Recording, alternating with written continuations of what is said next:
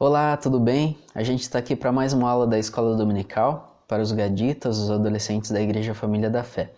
E hoje a gente vai falar sobre uma coisa muito interessante. Você sabia que no reino de Deus você é feliz quando você chora? É exatamente isso que Jesus disse em Mateus capítulo 5. Bem-aventurados os que choram, porque serão consolados. A gente observa que o mundo ele evita qualquer tipo de sofrimento, ele evita o choro, ele evita o lamento. Isso é uma coisa muito natural. A gente já conversou um pouco sobre que o mundo, o ser humano, é algo natural do ser humano buscar a felicidade. Se ele busca a felicidade, ele evita a tristeza. Se ele busca a alegria, ele evita o choro, ele evita as lágrimas, ele evita o lamento. Mas o que Jesus quer dizer aqui não é um sofrimento, um choro de coisas naturais da vida. Então fique comigo aqui para a gente entender o que exatamente Jesus quis dizer com essa fala. Então, bem-aventurados os que choram. Em primeiro lugar, a gente entende que isso é um paradoxo. Paradoxo é uma aparente falta de nexo ou de lógica, é entre aspas uma contradição. Então Jesus disse algo que aparentemente é contraditório, ele mesmo aparenta se contradizer. E a gente vê muitos paradoxos na palavra de Deus, eu citei alguns aqui. Os últimos serão os primeiros, o pobre é rico, o fraco é forte, o morto é vivo, o morto para o pecado é vivo para Deus, e o que chora é feliz, que é o versículo que a gente está estudando agora. Mas na verdade o que Jesus quer dizer é que o pobre, ele é pobre, pode ser pobre financeiramente, mas ele é rico da alma, ele é rico do espírito, ele é rico de qualidades, ele é rico em Deus. E aquele que é rico financeiramente, ele pode ser pobre da alma, ele pode ser pobre em Deus. Então Jesus ele vai muito mais profundo do que as pessoas acreditam, com os paradoxos que ele usa. Esse choro, ele é espiritualmente provocado, não é chorar por sofrimentos naturais da vida.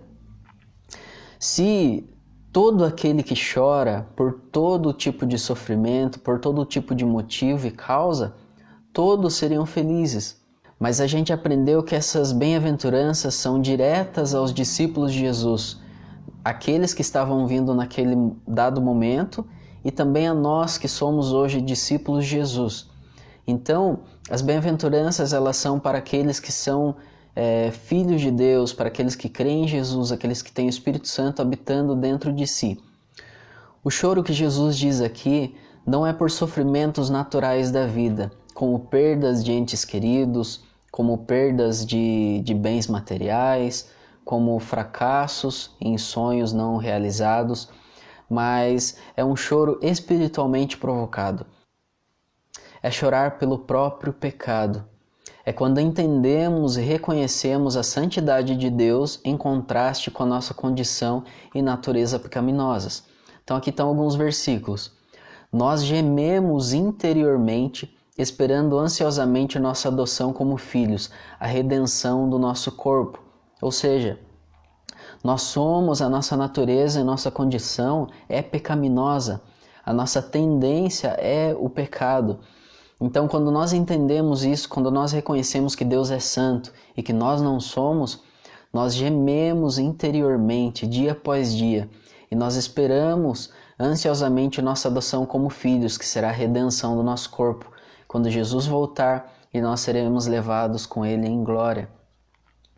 Em Romanos 7, 24, Paulo também fala, miserável homem que sou. Ele reconhece a sua miséria interior. Em João 16, 8, o Espírito Santo convencerá o mundo do pecado, da justiça e do juízo.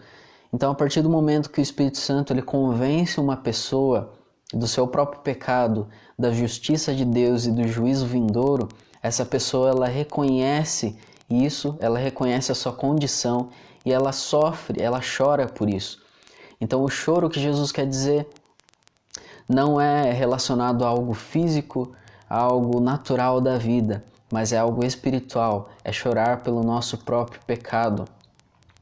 também é chorar pelo pecado do mundo.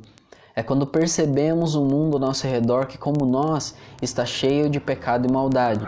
Então nós não choramos apenas pelo nosso próprio pecado, nós não sofremos apenas pelo nosso próprio pecado, mas nós também percebemos o mundo ao nosso redor, nós reconhecemos a sociedade na qual estamos inseridos e entendemos que essa sociedade ela é formada por pessoas exatamente como nós, como pessoas que são cheias de pecado e maldade, assim como nós sabemos que somos.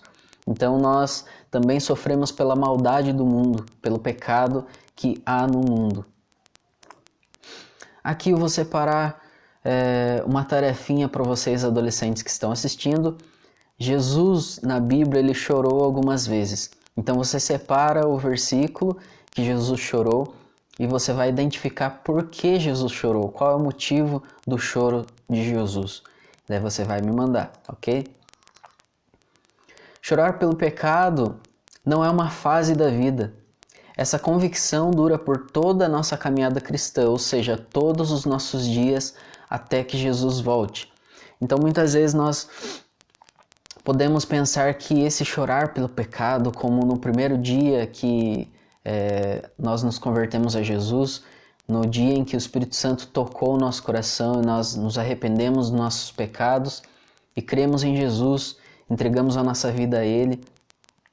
E muitas vezes nós deixamos isso para trás, como se essa convicção de pecado, como se esse choro, esse sofrimento pelo nosso pecado durasse apenas só aquele momento da conversão, só aquele momento da nossa entrega a Jesus.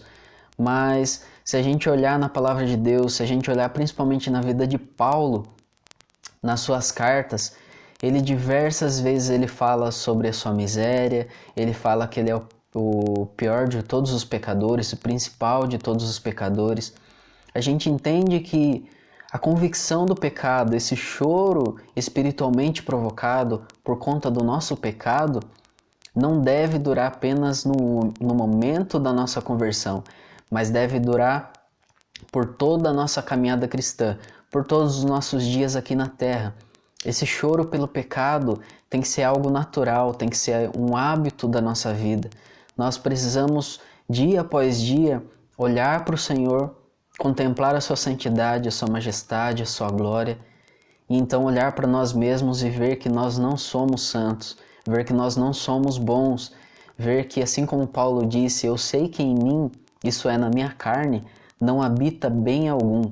É reconhecer a nossa condição pecaminosa. Somos salvos, sim, a partir do momento que cremos em Jesus, somos salvos. Mas a caminhada cristã, ela é uma escada, ela é um processo em que dia após dia nós vamos sendo moldados à imagem de Jesus. E para que sejamos moldados à imagem de Jesus, nós precisamos entender a nossa condição que não dura um momento, mas que dura toda a nossa vida. Então, isso é chorar pelo pecado, é todos os dias das nossas vidas até que Jesus volte. E não faria sentido Jesus apenas dizer que felizes são aqueles que choram. Tudo bem que a gente entende que felizes são aqueles que choram pelo pecado, mas deve haver uma recompensa por isso. Então, Jesus diz, bem-aventurados os que choram, porque serão consolados. Eu separei 2 versículos aqui, mas a Bíblia é repleta de versículos falando a respeito disso. Eu rogarei ao Pai e Ele vos dará outro Consolador, para que fique convosco para sempre. Então o Espírito Santo, Ele não apenas convence o mundo do pecado, da justiça e do juízo, para que a gente reconheça nossa condição pecaminosa, nossa natureza pecaminosa, mas Ele também nos consola.